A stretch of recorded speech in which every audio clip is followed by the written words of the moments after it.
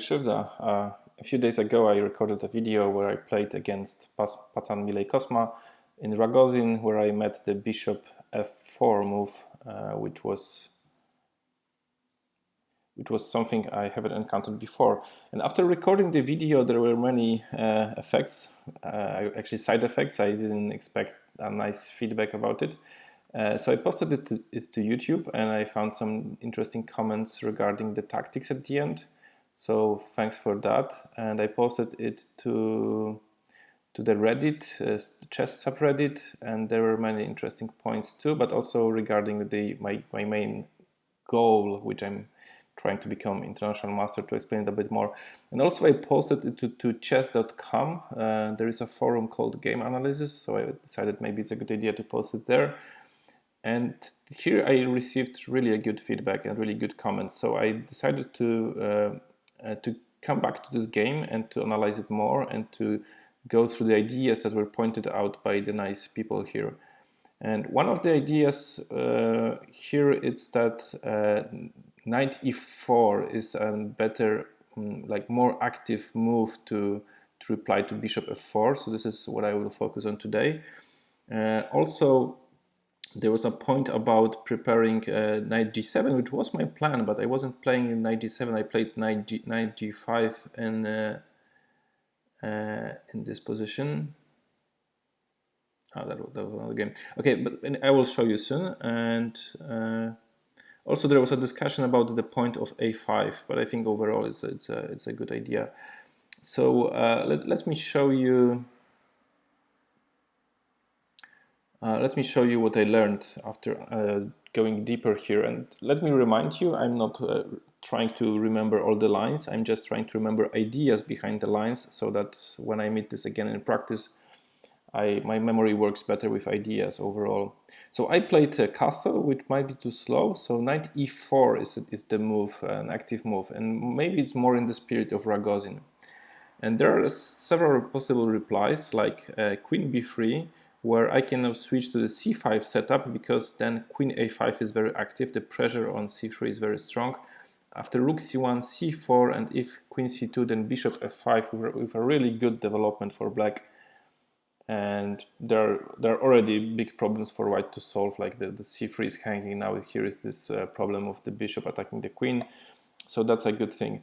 After rook c1 is probably the main answer. I'm not sure if there is anything else that would be worth covering here, but let's look further. So knight c6, this is a very Ragozin-like move. So it's a very move also which changes the structure. We are no longer in the typical Karlsbad structure. And what happens next? We can go with the knight d2 plan. And if and now g3 seems to be the move which is very, very strong. And if bishop g3, then we have this option of capture, knight d4. So this pawn is actually for free. And in this situation, we should be able to hold this move. So there is a line which actually ends not really cool for black, but that's just one line. But I think still black is holding this position. So I think it's now equal in the pawns, but this shouldn't be really that bad for black. So the king is weak, but we should be able to hide the king. Overall, the bishop is very strong, and once the rook becomes active, there's many weaknesses, but on both sides, I believe. So a2 is hanging, and this is a very difficult position, I think, for both sides. So that's something I would consider playing. If in this line he takes with the rook, then knight e6, and this position I think is also good for black.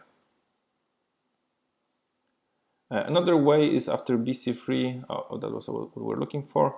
After g5, there is also a move bishop e3, which was played in the game Svane Sachko. And after take, we have this move bishop d6, and after, because now it's actually quite difficult for white to finish development. And after h4, we have now this possibility of keeping the pawn. Bishop f4, preparing e3, then bishop f5. We now see a problem with this rook, because maybe at some point bishop a3 will win the rook. This was actually a new move by Svan against Sachka, so this is an exchange sacrifice. But I think still this is really, I think it's in more or less equal position. Definitely white has the compensation for the exchange, but black also doesn't seem to be worse. So those are the ideas regarding knight e4. Here is also another reply. So a reminder, I played castle, but quick c6 is also good, because if queen b3, which I was worried about actually during the game, then I keep playing queen b6, and if a3, then bishop e7, and everything is good here. So black has a really good development. If queen c2, then here is a really nice idea which I didn't know about. Knight h5. Here is like no problem with the rook, queen being on d1, so this is not a huge problem here.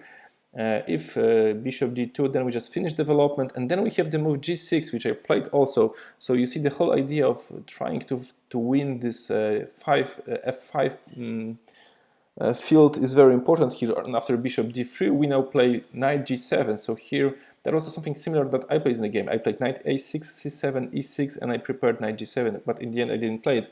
Here was knight f6, h5, g7. We are fighting for this f5 square. All right, another play.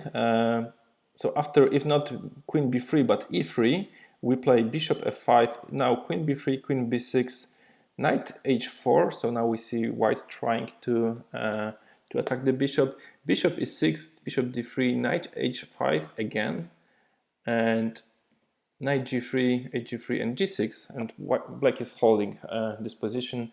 And now we have the bishop pair, so this should be good for black. We can finish development with knight d7, knight f6, long castle maybe. That should be good. In the game itself, so after let me show you the game once again very quickly. That was the plan with a4, knight. So all was good until this point, where I somehow got distracted. Instead of playing my plan knight g7, I got distracted that we can exchange even more pieces and make it the position maybe even more draw, which was a mistake, I believe. I had this move knight g7. I didn't play this move because in this position it looks a bit artificial. But the point is to finish development with bishop e6 and knight f5, or depends what white plays.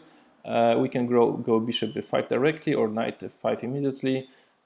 Overall, this is a weakness, but we should prevent this from happening. So rook cd1, preparing d5. Now is the time to play bishop e6, because if bishop f5, now it's met by d5. So bishop e6, and if some waiting move like h3, then bishop, knight f5, and now white has to find some moves like d5 in order to actually equalize, because now it might be that black has some problems with finishing the development, and black also is the queen b6 move is very so white can go d5 to temporarily sacrifice the pawn, but then take it back, and this is an example line, and in this example line I believe black is really good because of the bishop pair, and there are still some pawns here, and I think those weaknesses are better for black to try to attack and win in the end. So that was the feedback I have received from that game. I think that was really nice side effect of recording this video. I learned even more from about Ragozin structures. And by the way, many of these variations here are from a book called Playing the Ragozin by, let me quickly look up, Playing the Ragozin by Richard Peart.